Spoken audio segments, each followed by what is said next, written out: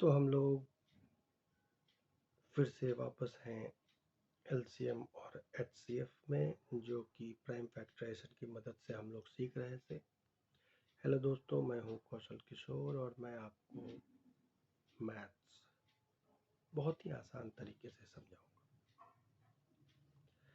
तो हम लोगों ने सीखा था कल के क्लास में एलसीएम एंड एचसीएफ बाय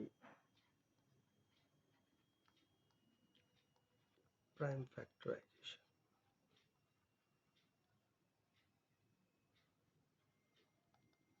ठीक है, तो प्राइम फैक्टराइजेशन से हम लोग कैसे करते हैं? तो सबसे पहले उसको प्राइम फैक्टराइज करना होगा, जो भी नंबर हमारा एलसीएम एचसीएफ दिया है। तो मान लीजिए हमारे पास एक नंबर है 24 और दूसरा नंबर है 72। तो बोर्ड के एग्जाम में ये ऐसे लिख के आता है एलसीएम, ठीक है ना, एचसीएफ।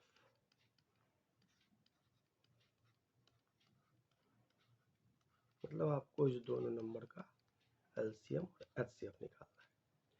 तो सबसे पहले 24 को हम लोग प्राइम फैक्टराइज कर लेते हैं। तो क्या होगा, देखिए, प्राइम फैक्टराइजेशन हमने सीखा।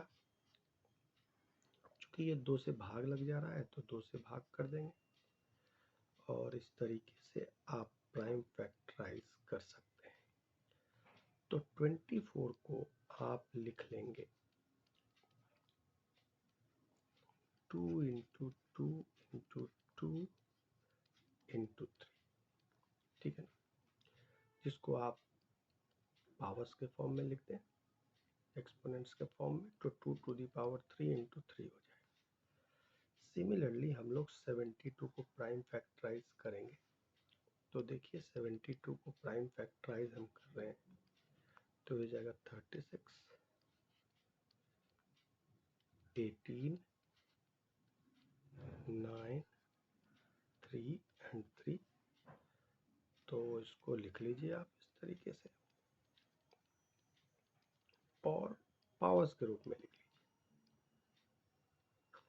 2 टू दी पावर 3 हो जाएगा और 3 टू दी पावर 2 हो जाएगा। तो हमने देखा था, तो एलसीएम में हमें ध्यान रखना है कि जो भी फैक्टर्स हैं उसके हाईएस्ट पावर, जैसे अगर आप देखिए तो 2 टू दी पावर 3 और यहाँ भी 2 टू दी पावर 3 है, तो इसमें से हम 2 टू दी पावर 3 को सेलेक्ट कर लेंगे इनटू इस दोनों में हाईएस्ट पावर कौन सा है, 3 का highest power 3 to the power 2 है, इसको सेलेक्ट कर लेंगे। तो आप पाएंगे कि इसका वैल्यू 72 हो जाएगा। मतलब इन दोनों का एलसीएम हमने निकाल दिया।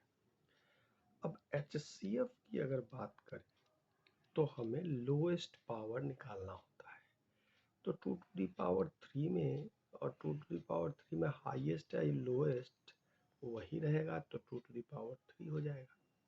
3 टू दी पावर 1 होता है यहाँ पर, है ना, और यहाँ 3 टू दी पावर 2 है, तो हमारा 3 हो जाएगा।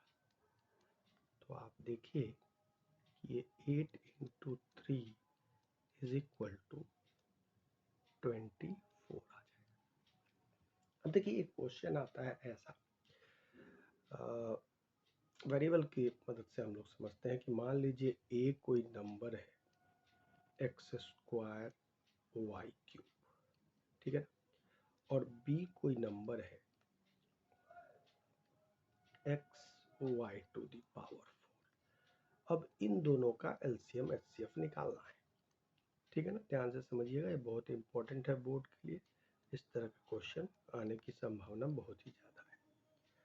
तो अब एलसीएम अगर हमको निकालना है तो हम देखेंगे कि x के पावर में बड़ा कौन सा है, x टू दी पावर 2, और y के पावर में बड़ा कौन सा है, तो y टू दी पावर 4। बिल्कुल ही आसान है। और अगर एचसीएफ की बात करें हम लोग ए और बी की, तो दोनों में छोटा पावर कौन सा है, तो x है और y क्यूब है। तो ये हमारा आंसर हो जाएगा। ध्यान रखिए कि एलसीएम में हमें सभी फैक्टर्स को लेने होते हैं विथ हाईएस्ट पावर। एलसीएम में ध्यान रखना है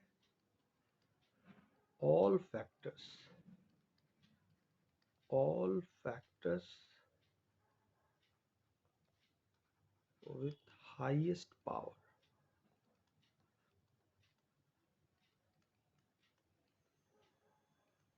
और एचसीएफ में सिर्फ कॉमन फैक्टर लेना है विथ लोएस्ट पावर। कॉमन, और भी एग्जांपल्स मैं आपको समझाऊंगा कॉमन फैक्टर्स, जो कि अगले वीडियो में आपको मिलेगा विथ लोएस्ट पावर। अभी मैं छोटा छोटा वीडियो ही डाल रहा हूँ, छोटे छोटे टॉपिक्स जो कि बोर्ड के लिए खासकर इम्पोर्टेंट है। और भी बच्चे जो भी एलसीएम एचसीएफ प्राइम फैक्टराइजेशन सीखना चाहते हैं वो इससे सीख सकते हैं। Thank you very much.